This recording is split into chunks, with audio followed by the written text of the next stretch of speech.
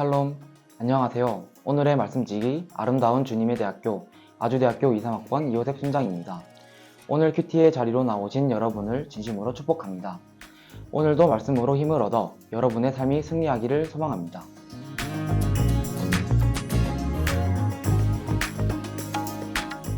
오늘의 말씀은 예수님께서 습관에 따라 감람산에 올라가 마지막으로 기도한 사건을 말해줍니다. 예수님은 습관처럼 기도하러 감람산에 가셨고 이때 제자들이 예수님을 따라 나셨습니다. 예수님은 제자들에게 유혹에 빠지지 않게 기도하라 당부하셨습니다. 그리고 제자들과 조금 거리를 둔 채 예수님은 하나님과 대화, 기도를 하십니다. 42절은 예수님이 어떻게 기도하셨는지 보여줍니다. 이르시되 아버지여 만일 아버지의 뜻이거든 이 잔을 내게서 옮기시옵소서. 그러나 내 원대로 마시옵고 아버지의 원대로 되기를 원하나이다 하시니 예수님은 할 수만 있으시다면 자기 앞에 놓인 십자가를 피하기 원하셨을 것입니다. 인간의 몸으로서 십자가를 지는 것은 무죄한 예수님이 무리의 소요에 휘말려 죄인의 자리에 매달리는 것은 너무너무 고통스러운 과정이기 때문입니다. 그러나 예수님은 자기의 죽음도 하나님의 뜻대로 되길 원하셨습니다. 그리고 예수님은 힘쓰고 애써 더욱 간절히 기도하시는데 땅이 땀에 떨어지는 핏방울이 될 만큼 간절히 기도하셨습니다.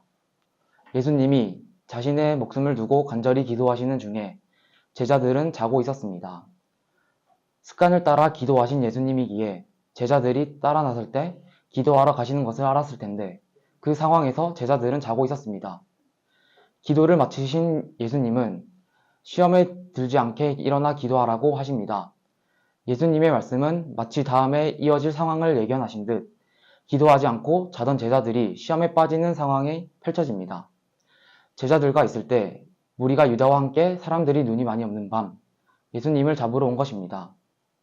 이들을 대하는 제자들과 예수님의 태도는 서로 다릅니다. 이들을 보고 시험에 빠진 제자 중 한 사람은 대제사장의 종을 쳐 오른쪽 귀를 자르고 예수님은 이 종의 귀를 만져 낫게 하십니다. 또한 예수님은 우리에게 강도를 잡는 것처럼 금과 뭉치를 가지고 왔느냐라고 묻습니다.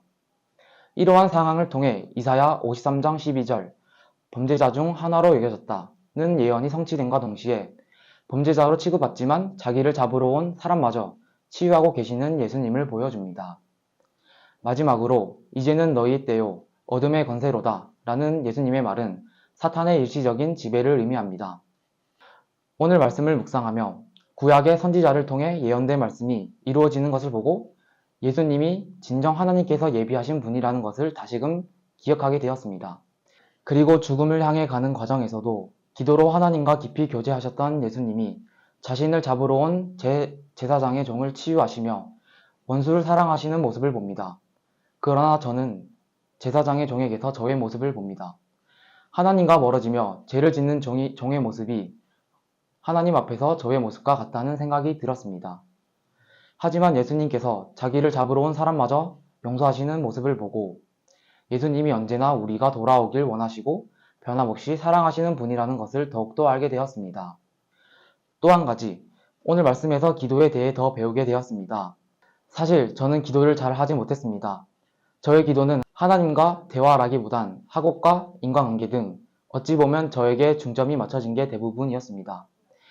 기도는 나만의 일방적인 요구가 토해지는 것이었습니다. 하지만 이번 본문 말씀에서 죽으시기 전까지 하나님의 뜻을 구하는 예수님을 보며 하나님과 서로 뜻이 맞아가는 것이 기도라는 것을 배웠습니다. 그리고 저의 기도가 예수님의 기도를 닮아 하나님 앞에 간절한 기도가 되었으면 하는 바람이 생겼습니다. 이번 주는 습관처럼 기도하는 예수님의 모습을 매일 한 번씩 생각하며 나의 일상에 기도가 빠지지 않기를 소망합니다. 풍삼 독자님들도 매일 삶에 하나님과 기도로 교제가 충만한 하루가 되시길 바랍니다. 오늘 하루 동안에도 하나님이 함께 하시는 기쁨이 넘쳐나길 기도하겠습니다.